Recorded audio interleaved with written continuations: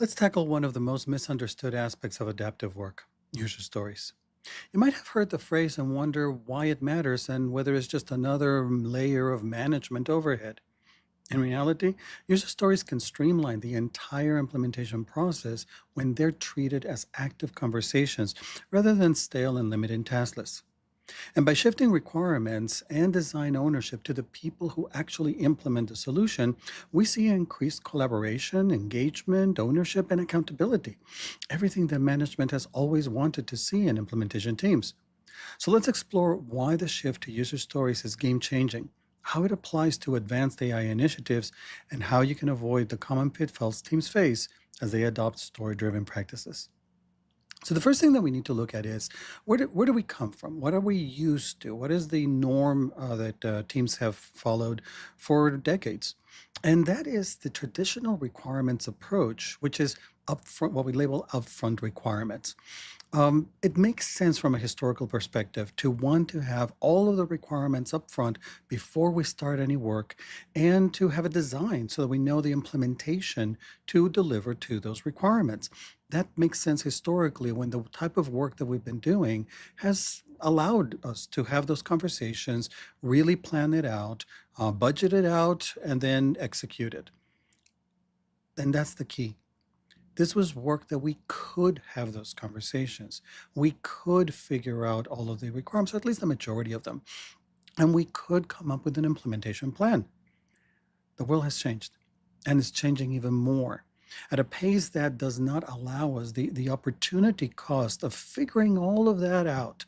By the time that we figured it out, the marketplace has changed, the opportunity is gone, we need to be able to much more nimble, respond much faster. And no, it's not delivering a complete solution right away, but it's delivering something so that our customers can start benefiting from our work. So at the beginning, in the early, this comes primarily influenced by software, but it's not limited to software. We were in a stage in the humanities work where we could figure things out and come up with those plans. And then we created the discrete phases where we went into the analysis, the design, and then the implementation and the delivery. That made sense and no longer does. And it does less so as we keep moving forward in the era of AI, where everything is changing so quickly. We're figuring things out as we go. There's literally new technologies that are emerging on a daily basis, and we have to constantly adapt. We thought we were heading in one direction, and all of a sudden that direction changes. Those upfront documents that we spend so much time and effort putting together, that way of thinking that we can do that, yes, there are things that we can still do that. And if it makes sense, let's continue doing that because when we have a type of work that allows us to do that, why not? It increases our comfort that we have a good solution, that we know how to implement it.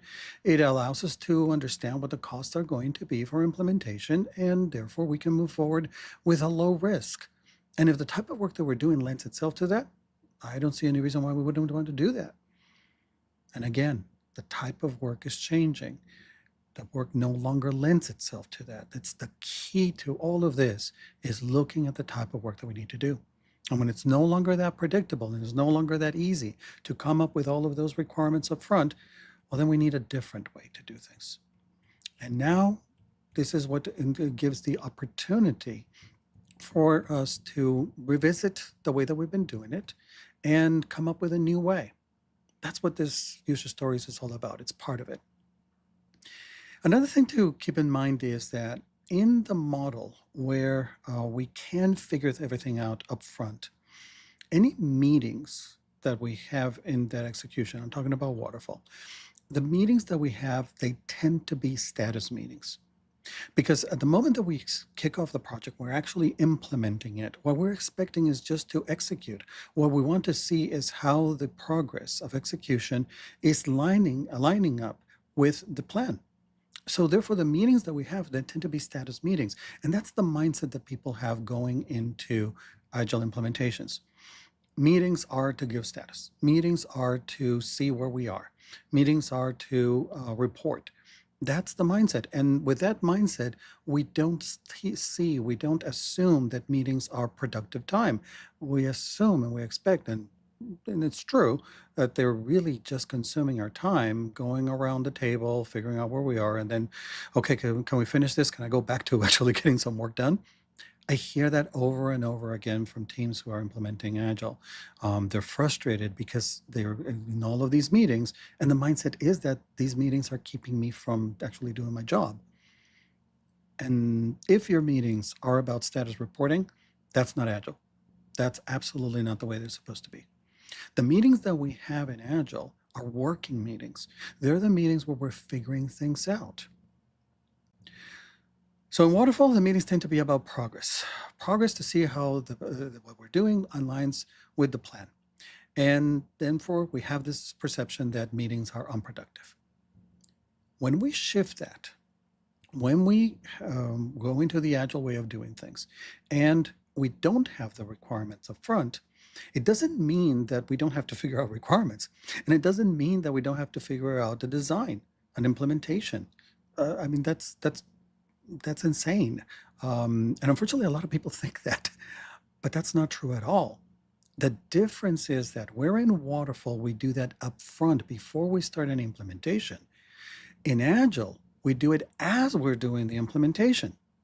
Now, of course, that sounds risky, and it is. And the way that we mitigate the risk is by having these short iterations. At each one of those iterations, we take a step based on the information that we have. And in order to go into those iterations, we need to have clarity of what we're going to do. We need to understand the requirements for implementation and have a sense of how we're going to implement it. So just because we've done away with requirements up front because we can't do them, doesn't mean that we don't figure out requirements and designs. It just means that we're doing them just in time before the implementation. We're just in time, as close as possible to the implementation, so that we can, anything that we implement, it has the latest and best information available, and we don't run the risk of potentially heading us in a direction that by the time that we get to implementation, the landscape has changed enough that we need to go in a different direction at that point. This is how we manage complex work. It's as we figure things out, as the requirements emerge, this is emergent requirements, then we come up with the plan and the implementation designs. But it doesn't mean that we don't do them. We just do them throughout the implementation. And that allows us to align with the volatility in market or business priorities. As these things change, as we have an evolving understanding the user's needs, we are able to adapt to them. We're able to respond to them because we haven't spent the time figuring out every detail in the plan that now needs to be disrupted because somebody came up and discovered something new. It's a very different way of working. So when we have fixed requirements, a tendency is we lock into the idea too early. We don't have the full information. And when we get to implementation, that's when we end up with customers saying, that's not what I need. Yeah, I realize that's what we discussed, but that's not what I need. I now realize that I need this other thing. In that kind of environment, in that kind of work, postponing as long as possible gives us the best chance of delivering what customers actually need. And in order to do that from an Agile perspective, which we need to do, we need to have those conversations, this is where user stories come into play. They give us a very high level summary. It's kind of an IOU, if you want to think about it, that says that we're going to have a conversation. And the conversation is going to be around a specific aspect. The user stories, you may have heard it, it's a formula, there's a format that we use as some role, some persona. I want to do something so that I achieve I gain a certain benefit. So those three elements as the role, the persona, this is who's going to benefit from what we're doing. I want to do something. What that's something that we're going to do, that's the what. That's the what that we need to implement. So that, and then the benefit, that gives us the understanding of why it's important to that persona, to that user, to that person who's going to consume, is going to use the services that we're using. The acceptance criteria, I've talked about it in other videos. They give us a guide and discuss and give us a clarification of when we have actually delivered what that user story is claiming to do. That's a separate thing. But the user stories themselves, they follow in order to create them and do them, we follow a practice which is called the three C's. And in the three C's, we have a card. It used to be physically a card where we wrote things. And the concept of the card is important because it's not about writing long documents. It's not BRDs. They're not BRD replacements either. They're just simply a very short card, whatever fits into a sticky note, okay, or an index card, old library index card. Because we want to keep it very crisp, very focused, and very clear on what it is that we want to deliver, we implement with that who, what, and why. This is describing the desired outcome of the piece of work that we're going to do. The second C in the three C's is having a conversation. So now that we have that description, let's have a conversation about it. These are workshops. And this is the reason why there's so many meetings in Agile, because we need to come together to have those conversations. Think about it. In Waterfall, it was either an architect or a small group of people who were going through, finding out all of the details, coming up with implementation, writing all of these documents. They spent all of that time figuring things out and putting it together, but it was a small group of people who were doing it. And again, it's possible for them to do, so that's why they did it. In Agile, it's not a small group of people who's doing it, it's the people who are implementing the solution, because they need to really have hands-on understanding of everything it's doing, and they need to develop its implementation. We don't have time for somebody to figure it out and then throw it over the wall to the implementation team. We need the team, as they're putting it together, to actually start going and implementing it. And there's a real benefit to that. Because when we have those conversations, we're, as a team, understanding what we need to do. This brings about a lot of clarity. And it also brings the team together in a cohesive execution, because everybody has a perspective, everybody has an understanding of what we're doing together, and everybody has an opportunity to chime in on the implementation. And that makes sure that we are, as a team, implementing the best thing that we can for a particular team. The third C in the three C's is the confirmation. This is the agreement, the handshake that says that yes, what we have figured out, this implementation, is indeed what we're going to implement. And there, you want to include people like your stakeholders, like your users, to have that confirmation that indeed we've understood. This is part of an active listening exercise where we are presenting, we understood that this is what you need. This is how we're planning to go about it. Are we on the same page? Yes, we are. Fantastic. As part of this process, okay, beyond the user story, there will likely be, not necessarily, doesn't have to, but there will likely be a lot of documentation that's created, the documentation that's necessary in order to be able to do the implementation. Or perhaps there's a moment of research in getting specification documentation from other third parties.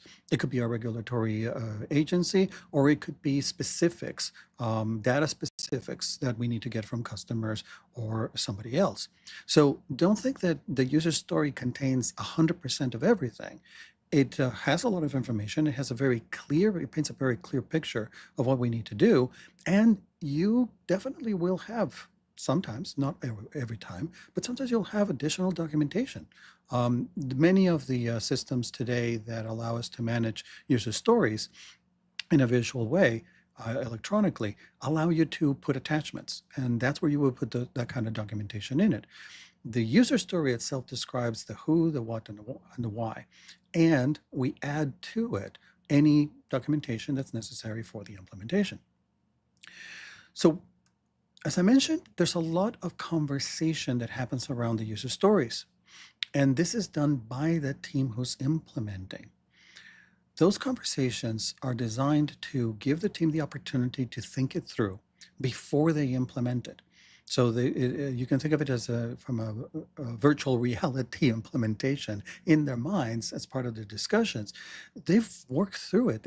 You really want for the team to think through the implementation steps, everything that needs to be done. This process develops a lot of engagement from the teams. They have to be engaged because they're building it as they're doing it.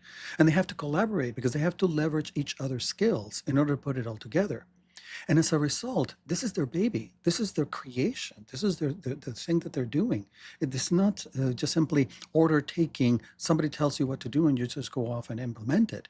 There's not a lot of connection with that. You're just simply executing whatever somebody tells you to do.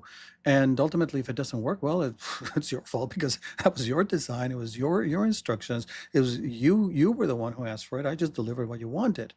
That's why we get disengagement. That's why we get lack of accountability. How can you hold yourself accountable for somebody else's design and ideas? Um, that's the reality of it. Instead, when we're looking at user stories, because the team are the ones who are putting them together and it's their vision, it's their implementation, they do own it and they do hold themselves accountable. That's what we see. And they have a sense of pride.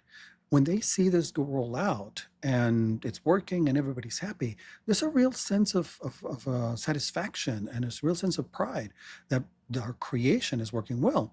And similarly, when it doesn't work well, you have a very responsive team who wants to make it right, who is very committed to changing whatever needs to be changed.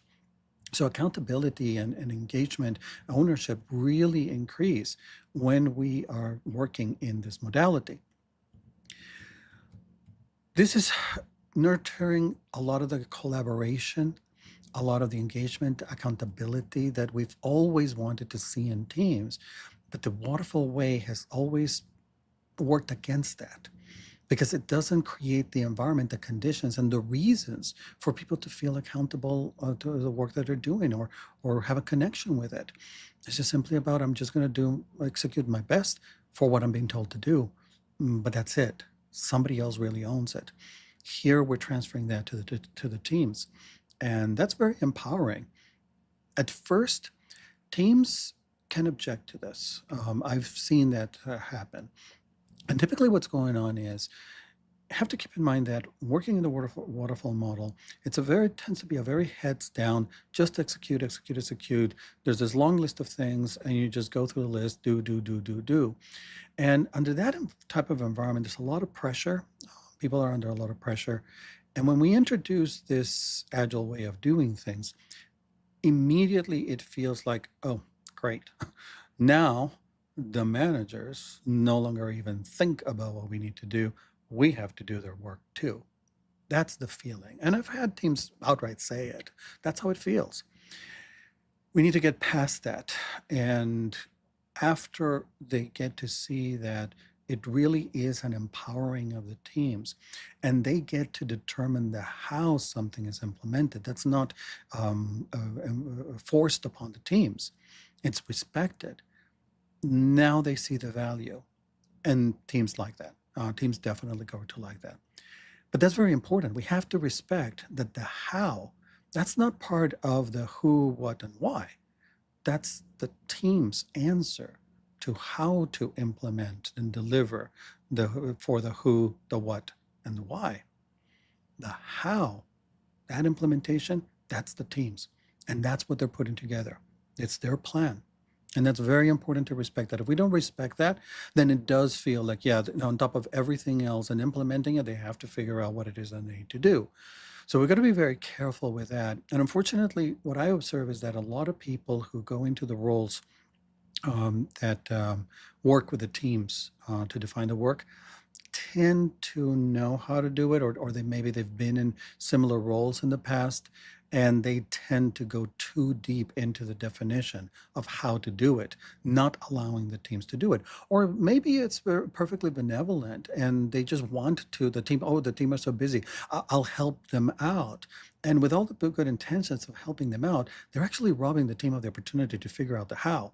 And that disengages the team. That keeps us in this modality of it's somebody else's plan, the one who's helping us. Yeah, but it's no longer my plan. Okay. So we've got to be really careful about that.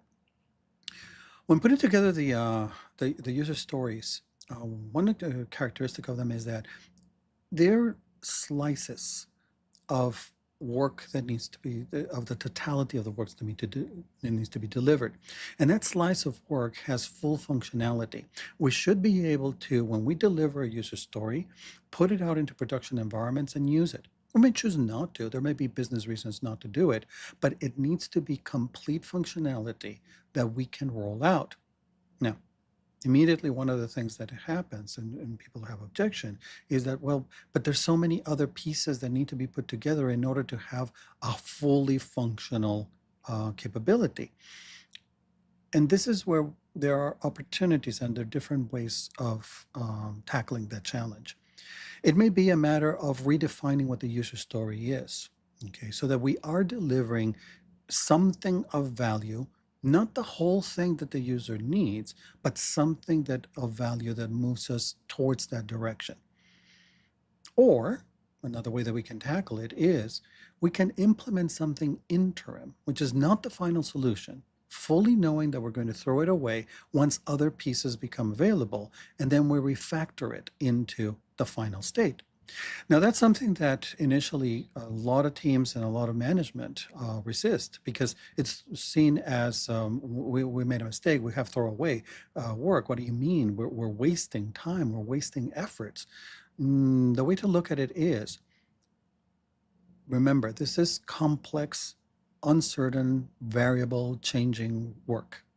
If we wait until we have all of the pieces and then deliver it to the customer has had to wait for all of that to be done before they start getting benefit.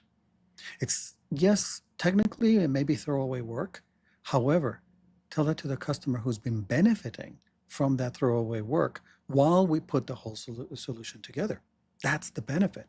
And that's what allows us to capture revenue from the work that we're doing the moment that we finish doing it. Things don't collect dust in the shelf until we have all the pieces together and then we can assemble it and get them to the customer. No, we get them to the customer as quickly as possible.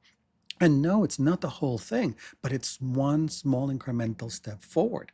So splitting the work is really, really important, and it's an art form. It takes teams a long time to figure out how to do it, and it is challenging. In my experience, there is nothing that we can't split into smaller things. It just takes a lot of thinking, a lot of creativity to figure out how to do it. Rule of thumb is that every user story should represent about 2 days worth of work. And that 2 days worth of work should deliver something of value, incremental of value. Sometimes it's tiny. Sometimes it's silly tiny, okay? And that's okay, because it's the aggregate of those silly tinies that over time deliver the full thing that is needed. So don't be concerned about, oh, well, that user story didn't really give that much to the user. Every little bit counts. Every dollar that we save counts towards a retirement. Same thing. Every little dollar, every little bit of functionality builds up to the functionality that the overall deliverable that we're building. So the user stories need to be refined as we go through this process. The refinement sometimes is splitting them further so that they do fit into the 2 days size. Sometimes it's figuring out how to slice them better so that we can just implement a small piece. Sometimes it's entirely reworking them or removing them. As part of the effort of having the conversations and figuring out how we're going to implement, we can find out that there is something that we can implement that removes the need for something else. And some user stories may never be implemented, and that's okay. Initially, we think that we need them, and eventually, as we keep on working, we realize that we don't. This is perfectly fine. That's part of an evolving, emergent implementation plan. And the user stories allow us to do that. Again, we're not doing the requirements in front. We haven't made this investment in this huge plan and research and requirements that we're throwing it away hurts. No, it's a few user stories. What's a big deal? Okay, we throw them away and we build new ones when needed. That's okay. So a lot of conversations a lot of interaction from the team. We reduce the ivory tower mandates upon the teams. We increase engagement, accountability, and sense of ownership. And this leads to better implementations, usually higher quality, more creative implementations, and implementations that teams can truly feel happy about and really proud about. When it comes to AI, AI, it's a requirement to work this way because of the uncertainty. The AI solutions, in order to figure out how to put them together, they often require a lot of experimentation. We just don't know. So there's a lot of effort that needs to go into just figuring out how we are going to implement and do tackle the solution implementation. And if we are tied to this requirements upfront mindset, it's going to take us a long time to do that. By that time, somebody else has done it for us. Somebody else who has used the AI to figure it out has done it for us. So we really need to, from an AI perspective, incorporate this way of working. And the nice thing about it for teams who are just starting with this today, in the past, over the past 20 years that we've been doing this, it has been a real struggle for teams to figure out how to work with the user stories. A really nice thing is that today you can have a good conversation with an AI, provide enough context for the AI, and ask it to give you the first draft of your user stories. And then you just refine those. That's absolutely doable. So today, starting to do the working in an agile way is a lot easier because of AI. It can speed up the process significantly. I wouldn't turn it over to the AI and just expect the AI to write it all and you write the user stories and do the implementation. No, human beings are needed. However, it can really help us. There's a lot of writing that goes into it. They can give us a first draft, and that can really speed up the process and help us focus on the meatier, more challenging aspects and figuring out how to put it together. Where ethical and technical uncertainty is concerned, allowing us to do this iterative, small pieces, user stories approach really gives us a good opportunity to surface any issues. Within the user story, we can incorporate the view, the perspective from an ethical and safety implementation standpoints. So that can be built into every single one of the user stories. There can be acceptance criteria that can be added to them as well to make sure that everything is always safe and ethical. There's a lot of opportunity to build along the way in the implementation the things that are necessary for successful AI implementations. So we want to, as early as possible, always, we want to gather feedback to avoid harmful biases and misdirection, of course. And as we're putting the user stories together, we have the opportunity to update them with anything that we're just discovering. We may have heard in the news or we may have heard from colleagues, things that we need to be watching out for. There's opportunity to incorporate them. If we were working in the requirements up front, it would be a lot harder to do that. So it's really aligns, the working with the user stories really aligns very well with the adaptive, iterative, emergent approach that AI needs in order to be successful. And this ensures that the complex aspects of AR are not oversimplified and forgotten and overlooked. We have a built into the process of creating the work, defining the work, the opportunities to always include the reviews that are needed in order to make sure that what we're implementing is safe and good. So requirements and design work can't be locked into separate phases in certain contexts. AI is certainly one of them. And user stories anchor collaboration and adaptiveness in teams. It increases their engagement, their sense of ownership, their sense of accountability, and their sense of pride in the work that's been done and put together. So there's a lot to benefit from doing this. As you're doing it, make sure to spend good time in those workshops. Again, I understand the resistance from waterfall. Oh my God, another meeting. No, this is wasting my time. I want to be there actually doing work, not having meetings. And understand what's happening. You're doing the work that's necessary to make sure that when you get to the implementation, you can do it quickly and you can do it confidently because you've had those conversations to figure everything out. The opportunity to make sure that the implementation goes smoothly and that the result is good and solid is during those workshops. That's the moment that you want to have the disagreements, and that's the moment that you want to surface the challenges, the problems, and the questions, not while you're in the execution. Once you're in your execution cycle and during the iteration, you want it to just go fast, fast, fast, go, go, go, do it, do it, do it, because you've already figured it out. That's why I mentioned earlier, it's like a virtual reality. During those conversations and workshops, you're thinking it through as if you were doing it. Discover there. And that's why it's valuable to have those meetings, because they're going to, once you get to the implementation, it's going to make your implementation much smoother and reduce the possibility of a failure.